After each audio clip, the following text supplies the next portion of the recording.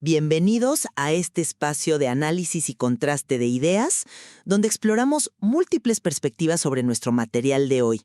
En esta ocasión nos vamos a sumergir en un tema que afecta a millones de personas y que, francamente, desafía mucho de lo que creíamos entender sobre la medicina y la biología humana. Me refiero al origen y el tratamiento del dolor crónico. Específicamente, hoy vamos a desmenuzar la terapia de reprocesamiento del dolor o, PRT por sus siglas en inglés, que es este modelo desarrollado por el terapeuta Alan Gordon y que se presenta a fondo en nuestro material.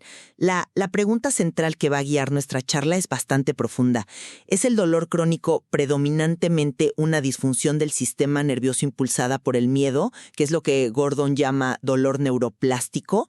¿O acaso este enfoque minimiza de manera peligrosa las causas estructurales y fisiológicas reales de los pacientes? Y para dejar claras nuestras posturas desde el inicio, yo voy a argumentar que el dolor neuroplástico representa un cambio de paradigma vital muy respaldado por la neurociencia moderna, mientras que mi colega va a sostener que clasificar el dolor principalmente como una respuesta psicológica de miedo conlleva riesgos clínicos importantes como diagnósticos erróneos. Exactamente.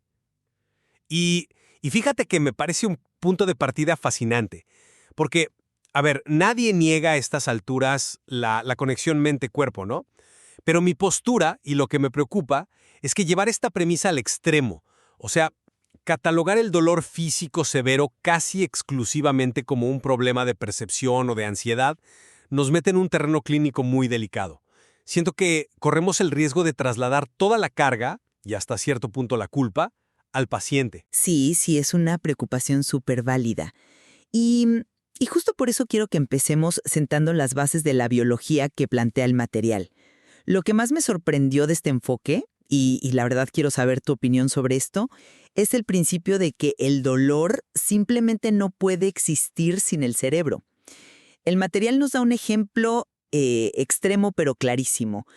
Si te lastimas la pierna pero tienes una lesión completa en la médula espinal, no vas a sentir dolor. O sea, el tejido está dañado, sí, pero como el mensaje no puede llegar al cerebro para ser interpretado, la experiencia del dolor literal no existe. Claro, la anatomía básica del sistema nervioso. Exacto. Y esto nos lleva a separar el dolor agudo, que es cuando te cortas o te rompes un hueso, del dolor neuroplástico. El material describe este dolor crónico como un interruptor que se quedó atascado en la posición de encendido debido a vías neuronales que se superponen entre el dolor y el miedo. Y los escáneres cerebrales, las resonancias magnéticas funcionales, nos demuestran que esto es 100% real. No es que el paciente se lo esté imaginando, ¿me explico? Podemos ver cómo se ilumina la amígdala, que funciona básicamente como el sistema de alarma de tu casa. Vemos la corteza cingulada anterior, que es como el monitor de las cámaras buscando peligro. Y la ínsula, que decide si esa alarma es un ladrón o solo el viento. Cuando el sistema falla, la alarma suena a todo volumen, aunque no haya fuego.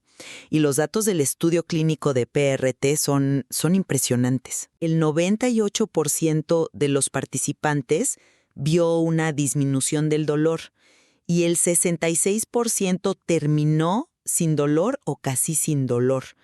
¿No te parece que reentrenar esta alarma es un enfoque mucho más lógico? Entiendo perfectamente por dónde vas.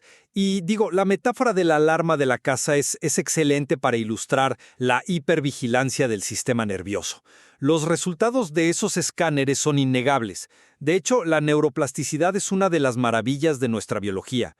Pero fíjate, mi problema no es con la anatomía del cerebro en sí, sino con la forma tan inmensamente amplia en la que este modelo intenta aplicarse a casi cualquier dolencia. ¿A qué te refieres exactamente? A que el material sugiere que muchas anormalidades estructurales, o sea, estamos hablando de hernias discales, degeneración de las articulaciones, desgaste, son en realidad hallazgos incidentales que el cerebro simplemente malinterpreta. Básicamente le estamos diciendo al paciente que su cuerpo está, entre comillas, bien, y que es su cerebro el que está fallando. Y ahí sí me cuesta mucho trabajo darte la razón. Hacer esto me parece una simplificación que roza en lo irresponsable, porque corremos el enorme riesgo de invalidar condiciones médicas crónicas que son legítimas. Además, al centrar el tratamiento en convencer a la persona de que no debe tener miedo, creamos un ciclo bien complicado. Si a mí me duele la espalda o roles y me dices que es porque tengo miedo, y luego el dolor no se me quita, la conclusión lógica es que yo tengo la culpa por no saber controlar mi miedo. Es una carga psicológica brutal. Te concedo que la palabra culpa es muy, muy peligrosa en cualquier contexto médico. Pero, a ver, creo que hay que revisar la evidencia que el material presenta sobre estas famosas anomalías estructurales. Porque la verdad es muy reveladora. Hay estudios masivos de imágenes médicas que demuestran algo, pues, muy contraintuitivo. Si tú sales a la calle, tomas a 100 personas que no tienen absolutamente ningún dolor de espalda y les haces una resonancia magnética a todas, un porcentaje altísimo va a tener hernias discales, degeneración o artritis. Sí, el daño incidental por la edad, claro. Entonces nos topamos con esta paradoja clínica todos los días. Tienes a 2 pacientes con resonancias idénticas. Uno está en agonía total, sin poder moverse, y el otro juega tenis los domingos. La estructura por sí sola simplemente no nos explica el dolor. Es más, el material argumenta que el diagnóstico médico estructural en sí mismo actúa como una barrera. Cuando el doctor se pone la bata y te dice, con cara grave, que tienes la columna de una persona de 80 años, tu cerebro le asigna un nivel de amenaza masivo a tu propia espalda. Ahí se activan los circuitos de peligro. Y hay un ejemplo increíble en el texto, el del trabajador de la construcción, ¿te acuerdas? Sí, el del clavo en la bota. Ese mero. Es un caso documentadísimo. Un trabajador de la construcción pisa un clavo larguísimo. El clavo le atraviesa la bota de lado a lado. El hombre llega a urgencias gritando de dolor, en verdadera agonía. Le tienen que dar fentanilo, si no mal recuerdo, para calmarlo. Pero cuando los médicos por fin le cortan la bota para revisarlo, resulta que el clavo pasó justo entre 2 de sus dedos del pie. No le hizo ni un rasguño a la piel. El dolor era completamente real. Su cerebro estaba generando dolor nivel 10 porque la evidencia visual de la bota atravesada le decía que estaba en peligro de muerte. Pero no había ningún daño tisular continuo. Eso prueba que la percepción de peligro es el verdadero motor de gran parte del dolor crónico. Entiendo por qué piensas eso. Es un relato impactante, sin duda. Pero permíteme ofrecerte otra perspectiva sobre cómo interpretamos ese tipo de historias. Reconozco totalmente el efecto nocebo, que es cuando un diagnóstico o una percepción visual asusta tanto al paciente que empeora o incluso genera sus síntomas. Pero no podemos ignorar la contradicción tan grande que hay en el núcleo de esta premisa de que la estructura no importa, especialmente cuando observamos el propio caso de Alan Gordon, el creador de esta terapia. A ver, explícame esa contradicción. Pues el material relata cómo Gordon logró curar o eliminar 22 síntomas crónicos usando su método PRT. Y eso es aplaudible. Sin embargo, la gran ironía aquí es que él mismo admite en el texto que todavía tiene un manguito rotador parcialmente desgarrado y presión alta en el líquido cefalorraquídeo. La afirmación de que la estructura es secundaria o incidental se vuelve súper frágil en este punto. Te lo pregunto directamente, ¿es realmente seguro a largo plazo decirle a la población general que ignore un desgarro en el hombro o anomalías en el líquido del cerebro basándonos en que alguien aprendió a apagar la señal de dolor? Volviendo a tu metáfora de la casa, apagar la alarma contra incendios porque el ruido te molesta no significa que las llamas se hayan extinguido. Ignorar problemas estructurales reales porque aprendiste a meditar podría llevar a un desgaste articular severo años después. Esa es una observación muy aguda, de verdad, pero yo creo que estamos confundiendo apagar la alarma con ignorar el fuego. Gordon lo está diciendo que su manguito rotador está en perfecto estado, como si tuviera 15 años. Lo que está argumentando es que el dolor es predictivo, no puramente reactivo. Su cerebro evaluó la situación y determinó que ese desgarro antiguo, que ya está estable, ya no representa una emergencia aguda que requiere inmovilizar el brazo con un dolor insoportable todos los días. No ignora la estructura, simplemente le quita el factor de pánico que amplifica el dolor. Pero el riesgo de que el paciente decida no tratarse algo grave sigue ahí. Pero para no quedarnos solo en la anécdota de Gordon, quiero llevar esta discusión hacia cómo se diagnostica esto en la práctica real. El material nos da una lista de 13 directrices clínicas para diagnosticar el dolor neuroplástico. Y no son cosas sacadas de la manga, buscan patrones de comportamiento del sistema nervioso. Por ejemplo, te preguntan, ¿el dolor comenzó sin lesión física durante un periodo de estrés brutal? ¿Los síntomas son inconsistentes? Ya sabes, ese dolor de espalda que te paraliza en la oficina, pero que desaparece misteriosamente cuando estás tomando una cerveza con tus amigos el fin de semana. También se fijan en rasgos de personalidad, como el perfeccionismo, tener una necesidad crónica de complacer a los demás o tener un historial de trauma en la infancia. Estos indicadores no ignoran la biología, al contrario, reconocen que el sistema nervioso de ciertas personas está precondicionado para vivir en hipervigilancia. Fíjate que ahí, al analizar críticamente esa lista de 13 directrices, es justo donde yo difiero profundamente con el material. Dicen que si tu dolor empezó en una época de estrés, si fluctúa a lo largo del día, si eres una persona con tendencia al perfeccionismo o complaciente, o si tuviste algún trauma infantil, entonces tu dolor es probablemente neuroplástico. Francamente, esos criterios son tan inmensamente amplios que casi cualquier adulto funcional en la sociedad moderna encajaría en al menos 3 o 4 de ellos. Digo, ¿qué profesionista hoy en día no vive con estrés o tiene rasgos de perfeccionismo? Bueno, sí, el estrés es endémico hoy en día. Médica de patologías físicas ocultas. Imagina que un paciente tiene una enfermedad autoinmune en etapa temprana que causa dolores articulares intermitentes. El médico que sigue este modelo podría decir, eres perfeccionista y estás estresado en el trabajo, seguramente es dolor neuroplástico. Y peor aún, corremos el riesgo de patologizar la personalidad del paciente. Le estamos diciendo, te duele el cuerpo porque eres demasiado complaciente o porque tu infancia fue difícil. Eso me parece cruzar una línea clínica muy delicada que desvía la atención de la medicina basada en evidencia física. Entiendo perfectamente tu reserva sobre patologizar la personalidad. A nadie le gusta ir al doctor y que le digan que su forma de ser le está causando dolor físico. Pero el enfoque no es culpar al paciente, sino explicarle el mecanismo biológico detrás de cómo el cuerpo procesa el estrés sostenido. No es magia, es neuroquímica pura. Cuando una persona es perfeccionista o vive hipervigilante, mantiene su sistema nervioso autónomo en un estado constante de lucha-huida. Está bañado en cortisol y adrenalina todos los días. En este estado de emergencia permanente, el cerebro empieza a interpretar señales corporales que deberían ser totalmente neutras a través de un filtro de peligro extremo. Y el material nos ilustra esto de manera brillante con el caso de Mary. Sí, la editora. Sí, la editora. Y no es solo que ella estuviera, entre comillas, estresada por su trabajo. Su hija se comprometió y le dio un plazo de solo 9 semanas para organizar toda la boda desde cero. Este nivel de estrés masivo le detonó a Mary un dolor de espalda y de hombro que la dejó casi incapacitada. Pasó 32 meses sufriendo. Y los datos del texto son muy específicos. Gastó más de $4,400 en intervenciones médicas, quiroprácticos, inyecciones, sillas ergonómicas carísimas, y nada de eso funcionó. ¿Por qué?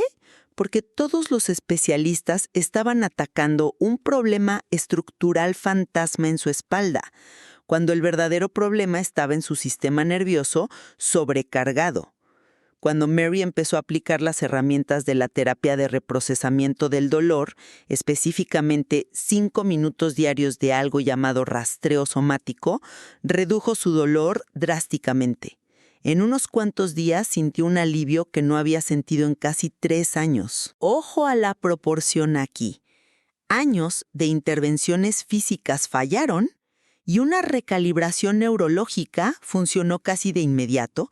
Esa es la evidencia empírica de lo que pasa cuando desactivas la falsa alarma. El caso de Mary es fascinante. Y obviamente, qué gran alivio que haya recuperado su vida después de tanto tiempo y tanto dinero gastado. No descarto en absoluto el poder de calmar el sistema nervioso central.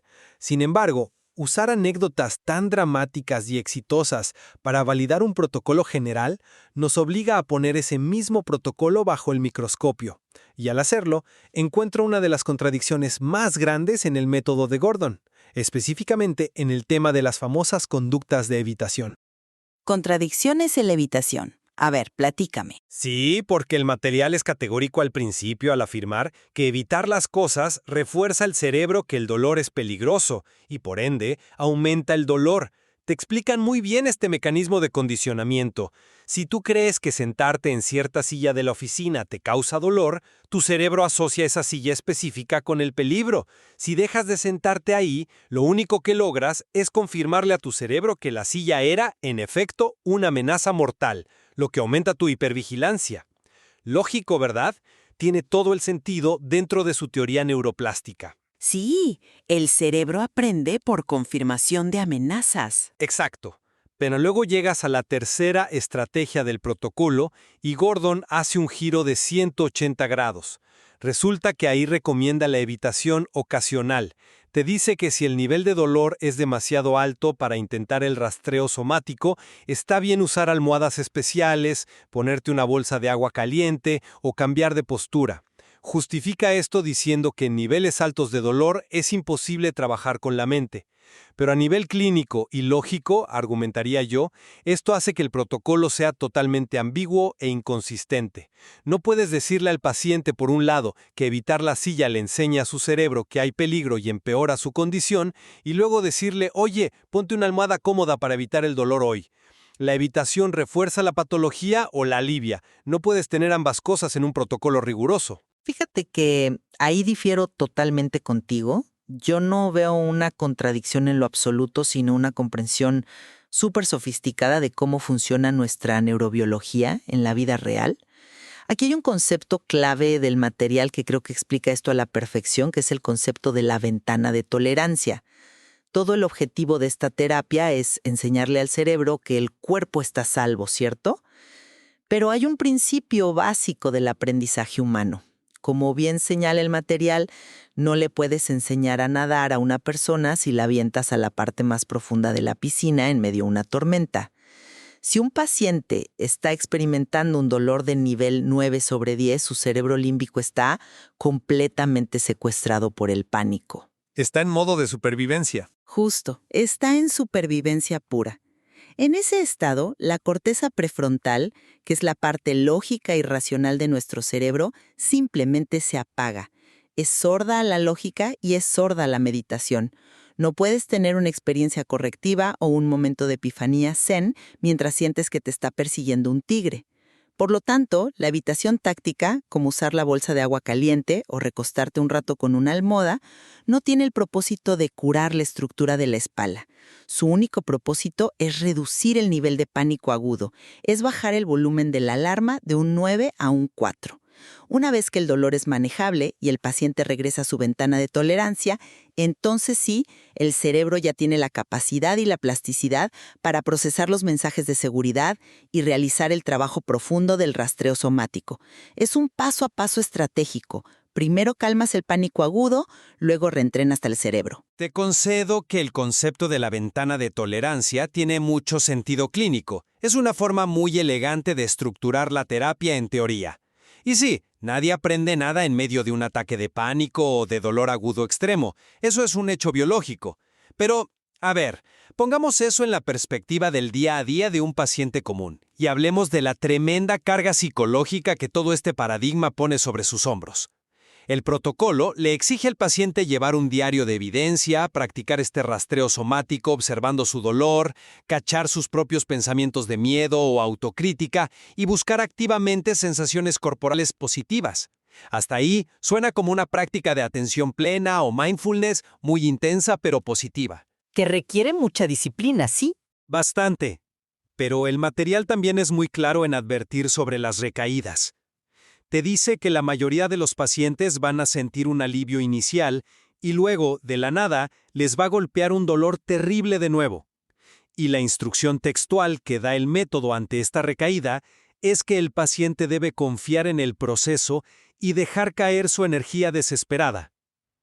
¿Te das cuenta del inmenso peso de ese mensaje? Imagina a alguien que de pronto no se puede levantar de la cama del dolor. En lugar de investigar si su hernia discal realmente empeoró o si hay algo más grave ocurriendo a nivel estructural, el modelo le sugiere implícitamente que su dolor persiste simplemente porque no está meditando con la energía correcta o porque no está enviando suficientes mensajes de seguridad a su sistema nervioso. Mi gran preocupación es que con este lenguaje clínico estamos ignorando la complejidad biológica de su sufrimiento y convirtiendo el dolor físico en una especie de fracaso psicológico o espiritual del paciente. Entiendo por qué ese lenguaje puede sonar como una carga si lo analizamos desde una óptica médica tradicional, donde el doctor te arregla de forma pasiva. Pero la realidad clínica de la terapia de reprocesamiento del dolor es exactamente la opuesta. Este enfoque busca liberar al paciente de la frustración. Explicarle a alguien desde el día 1 que las recaídas son una parte esperada y completamente normal del proceso elimina precisamente esa culpa de la que hablas. Piensa en cómo el material nos explica la plasticidad neuronal. Nos da un ejemplo genial sobre la comida y el condicionamiento. Si tú comes unos mariscos y te da una infección estomacal terrible, tu cerebro crea una asociación de peligro masiva con los mariscos. Años después, solo olerlos te da náuseas, aunque el platillo esté perfectamente fresco y seguro. Tu cerebro condicionó una respuesta física real basada en un peligro pasado. Sí, el condicionamiento clásico. Exacto.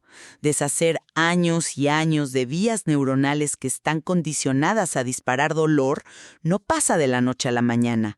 Cuando el paciente aprende a hacer el rastreo somático, observando el dolor, como dice el texto, como si mirara los colores de un atardecer, o sea, con curiosidad y sin catastrofizar, está literalmente reescribiendo esas conexiones neuronales. Al decirle al paciente que las recaídas van a ocurrir, Gordon lo está preparando para la realidad de que el cerebro, ante el mínimo pico de estrés en su vida diaria, va a querer regresar a su viejo hábito de encender la alarma de dolor, porque es el camino neuronal más transitado. El hecho de que la PRT normalice la recaída me demuestra que es un enfoque sumamente realista para reentrenar la neuroplasticidad a largo plazo. No promete ser una pastilla mágica, es un reentrenamiento real. Mira, aunque sigo teniendo mis reservas sobre descartar tan rápido las resonancias magnéticas y los diagnósticos físicos, te doy toda la razón en un punto fundamental. Vivir escaneando el cuerpo constantemente, buscando la próxima punzada de dolor y catastrofizando sobre el futuro, invariablemente solo amplifica el sufrimiento de la persona. En ese sentido, las herramientas prácticas de Gordon para desactivar los circuitos de miedo, como el rastreo somático, son innegablemente valiosas. Sin embargo, mi advertencia clínica se mantiene firme, porque el lenguaje que usamos en la medicina y en la terapia importa muchísimo. Al enseñarle a un paciente que su dolor de espalda crónico es en esencia una falsa alarma impulsada por el miedo, estamos caminando por una cuerda floja clínica. ¿Por qué lo ves tan peligroso si el miedo sí amplifica el dolor? Porque si esa alarma resulta no ser falsa, si digamos hay un pinzamiento nervioso progresivo o una patología degenerativa que los doctores no vieron en la primera revisión, la instrucción generalizada de confiar en el proceso y observar el dolor como un atardecer podría retrasar una intervención médica que sí es crítica. El cerebro y el cuerpo no son dos entidades separadas o en competencia, interactúan constantemente de formas que apenas estamos empezando a comprender. La biología estructural sigue siendo el cimiento de nuestra salud y desestimar las señales de advertencia del cuerpo basándonos en que estadísticamente muchas anomalías son incidentales es una apuesta que para mí minimiza los riesgos reales y la complejidad de las enfermedades físicas. Creo que hemos puesto sobre la mesa las fortalezas y los límites de este paradigma de una manera muy clara y profunda. Para resumir mi postura a la luz de las evidencias que hemos discutido hoy, me mantengo en que la terapia de reprocesamiento del dolor ofrece un valor inmenso para el campo médico. Como vimos con los estudios de fMRI y con el caso de la editora Mary, estamos frente a una alternativa no invasiva y sólidamente respaldada por la ciencia, que le devuelve la esperanza a millones de personas que llevan años estancadas en el ciclo interminable del dolor crónico. Al comprender que el dolor neuroplástico surge de esta superposición neuronal entre el miedo y el dolor, le damos el poder de vuelta al individuo.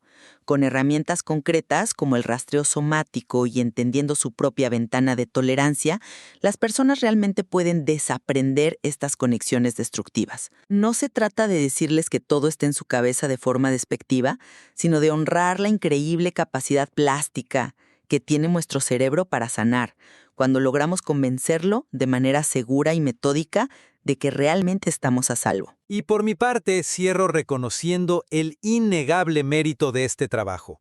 Abordar la ansiedad, la hipervigilancia y la forma en que los pacientes le asignan significado a su dolor es un componente valiosísimo en la salud general.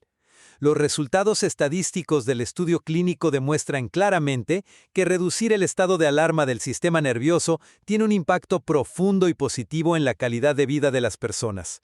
Sin embargo, mantengo mi firme advertencia sobre el riesgo inherente de crear estas falsas dicotomías entre el cerebro y el cuerpo. Catalogar diagnósticos estructurales legítimos simplemente como detonantes psicológicos puede minimizar la biomecánica real de nuestro cuerpo y, sin quererlo, generar una tremenda frustración en los pacientes durante sus recaídas, haciéndolos sentir que no se curan porque simplemente no están pensando o meditando de la forma correcta. La validación médica debe incluir tanto la mente como la estructura física. Definitivamente. Y a pesar de que abordamos el tema desde trincheras distintas, me parece que hemos llegado a áreas de convergencia bien interesantes. Creo que ambos coincidimos plenamente en que el sistema médico actual muchas veces falla al tratar el dolor crónico, ya sea apresurándose a recetar cirugías de columna que no resuelven el problema o prescribiendo medicamentos fuertes que no atacan la raíz del sufrimiento. Y sin duda, estamos de acuerdo en que enseñarle a nuestro sistema nervioso a reducir la respuesta de estrés y regular el miedo siempre será una herramienta valiosa para cualquier paciente. Completamente de acuerdo. Al final del día, la complejidad neurológica y estructural de la salud humana es simplemente fascinante. Y revisar materiales tan provocadores como este libro y el trabajo de Gordon nos deja muy claro que nos ofrece un terreno vasto para seguir explorando.